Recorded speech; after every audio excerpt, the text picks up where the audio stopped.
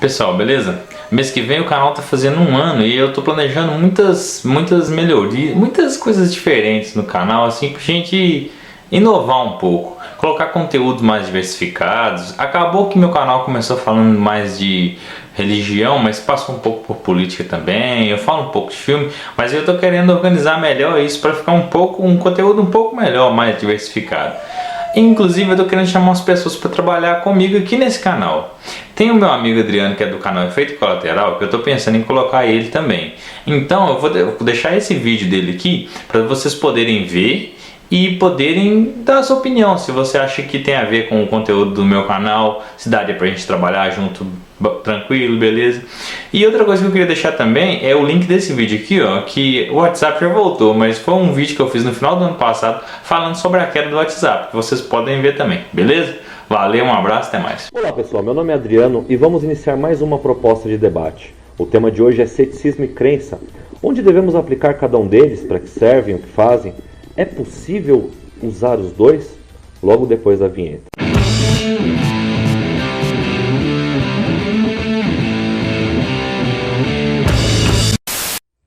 Ceticismo e crença são opostos, mas não como água e óleo que não se misturam.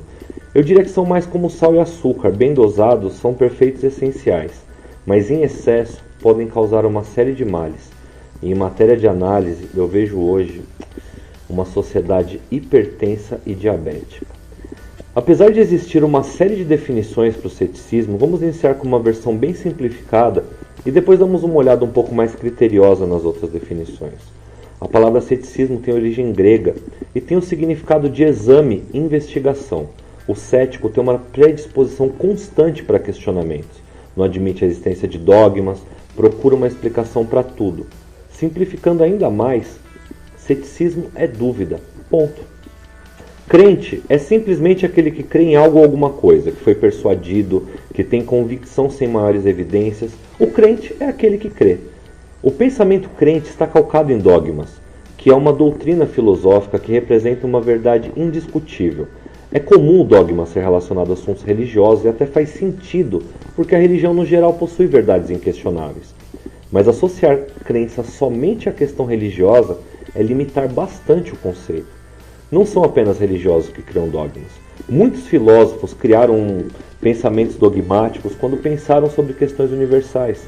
O dogmatismo, em essência, tinha uma ideia de contraposição à verdade estabelecida. Nessa parte, parece até que os conceitos são iguais, mas não é bem assim. Talvez eles se mesclem um pouco, pois o dogmatismo se opunha à ideia de verdade estabelecida, mas para encontrar uma outra.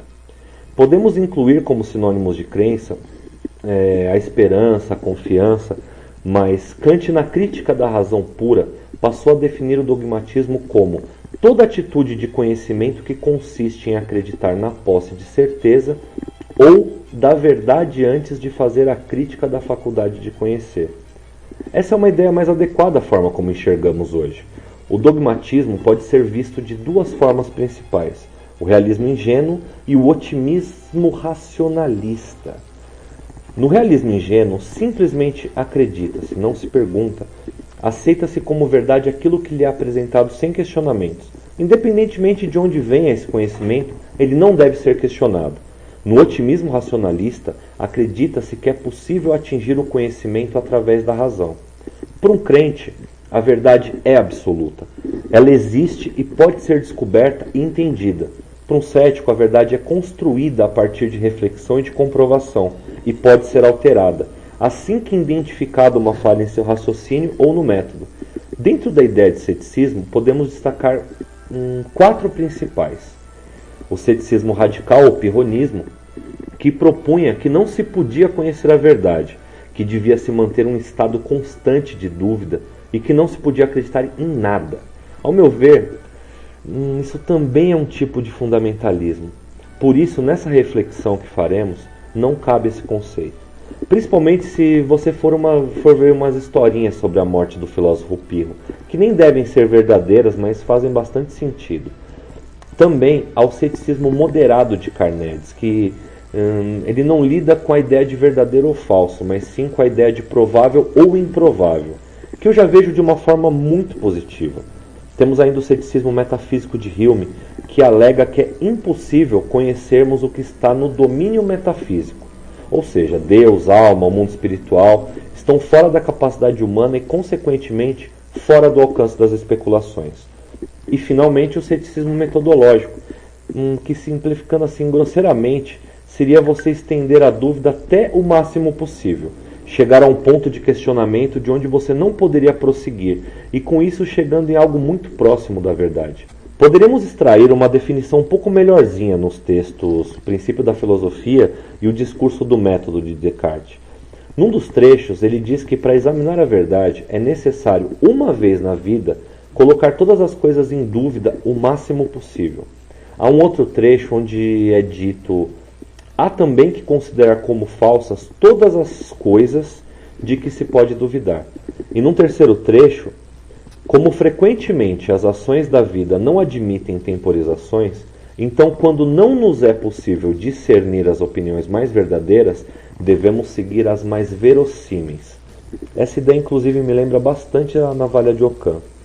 Bom, mas Descartes não fala isso para você entrar em paranoia, ficar doido, questionando tudo. Lembra, isso é ceticismo radical. Em seus textos ele deixa muito claro que você deve seguir a sua vida normalmente, mas ao aplicar o ceticismo metodológico, você faz uma reflexão para verificar se as suas convicções estão bem fundamentadas. Descartes duvida das faculdades da razão, inicialmente duvidando de tudo, e com isso ele trabalha a ideia de dúvida hiperbólica, chegando à seguinte conclusão: posso duvidar de tudo, exceto a dúvida. Ou seja, segundo ele, há algo que você não pode duvidar. E será que essa dúvida exagerada o teria levado a uma máxima dogmática? Fica aí para reflexão. No geral, eu prefiro manter um comportamento cético em relação aos eventos que me são apresentados. Eu vejo o ceticismo como uma forma de manter boas relações com quem pensa diferente de você. Ceticismo é bem caracterizado por perguntas, e se alguém faz uma afirmação que causa estranheza, alguém que esteja com um comportamento cético naquele momento dirá coisas como: como você soube disso? O que te fez pensar assim? Ou como isso aconteceu? Quais as evidências que você conhece sobre esse assunto? Ao invés de dizer algo assim: como você é burro, cara! O ceticismo é uma ferramenta para ajudar a pensar de forma singular. E uma consciência moral desenvolvida individualmente pode evitar um ataque coletivo, pode evitar até comportamento de manada. E é exatamente o contrário que eu não gosto no pensamento dogmático, é que ele tende a um pensamento massificado.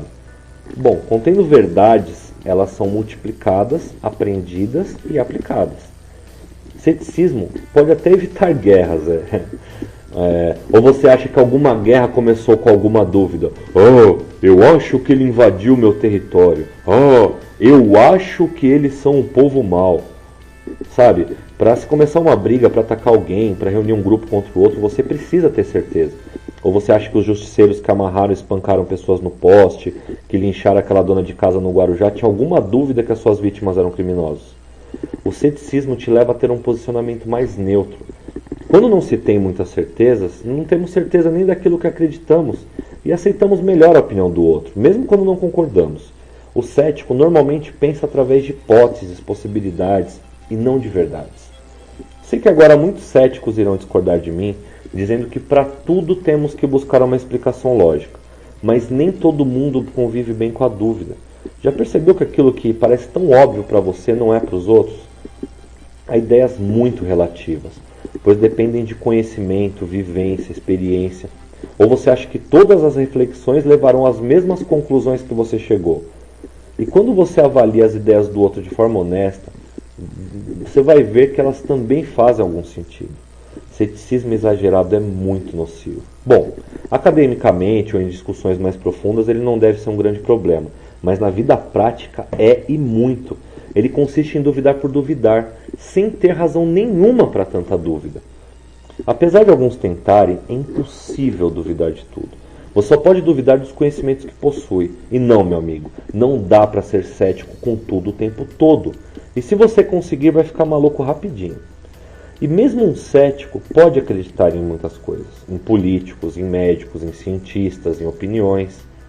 Mas diferentemente do crente, Ele não recebeu as informações que fortalecem suas crenças de algo metafísico ou por simples persuasão. Há um pragmatismo aí, tudo bem, eu concordo. Mas há crença também. Não dá para ficar verificando tudo. Um cético, em muitos aspectos, vai acreditar, mesmo que seja usando um otimismo racionalista. E, curiosamente, também há um ceticismo tendencioso em mentes mais dogmáticas. Quer ver? O crente tende a duvidar de tudo que ele não acredita. Recusa-se a receber um conhecimento diferente, exige provas, argumenta, debate, luta. Se está fora do seu arcabouço de crenças, ele precisa de provas irrefutáveis. Aparentemente, o ser humano é intrinsecamente ligado à crença. Sua mente, unida à imaginação, à capacidade de abstração, estão sempre buscando respostas, explicações mesmo. E não é possível encontrar respostas para tudo. Por isso algumas pessoas estão inclinadas à crença, simplesmente para viver melhor. Mas, sem questionamentos, você fica vulnerável a qualquer ideia. O ceticismo usa a parcimônia e procura fugir de explicações muito elaboradas ou sem sentido para uma questão. Muitas vezes usa o princípio da navalha de Ockham para separar e decidir. Eu gosto muito de uma frase do Carl Sagan que diz: devemos manter a mente aberta, mas não tão aberta a ponto do cérebro cair. Essa frase é também muito boa para reflexão. Uma coisa importante: cético não é o mesmo que ateu. Crente não é o mesmo que religioso. O pessoal confunde muito isso. Ambas são ferramentas que normalmente fazem mais sentido para um determinado grupo, mas isso não é uma regra peremptória. As duas formas de pensamento se cruzam o tempo todo. Uma pessoa inclinada ao ceticismo acredita em uma série de coisas e a pessoa inclinada ao dogmatismo também duvida de várias outras. Eu gosto de enxergar essa questão pelo prisma de 3 personagens do filme Matrix, o Neo, Morpheus e o Cypher. Podemos ver o Neo como um cético, mas que acredita que há mais alguma coisa lá. Algo que ele não compreende, mas ele acredita que existe, simplesmente pelo fato de algumas coisas não fazerem sentido. Em algum momento ele começa a entender as coisas e passa a acreditar um pouco mais na história do escolhido, mas ele crê baseado em algumas evidências. Mas durante a história você vai perceber que ele mantém a dúvida como premissa, nos 3 filmes praticamente. Também temos o Morfeu. O Morfeu é um crente. Apesar de conhecer muitas coisas e saber que as pessoas são levadas ao engano através de ilusões, ele trabalha tentando derrubar uma crença enquanto acredita cegamente em outra. E faz todo o possível para defender essa crença, arriscando a própria vida em nome do que ele acredita. E tem o Cypher, o carequinha lá, que ele apresenta a ideia da beleza que há na ignorância, na paz que se sente quando não se busca saber. Tirando o fato do Cypher ser um pilantra, são 3 pontos de vista muito interessantes para reflexão.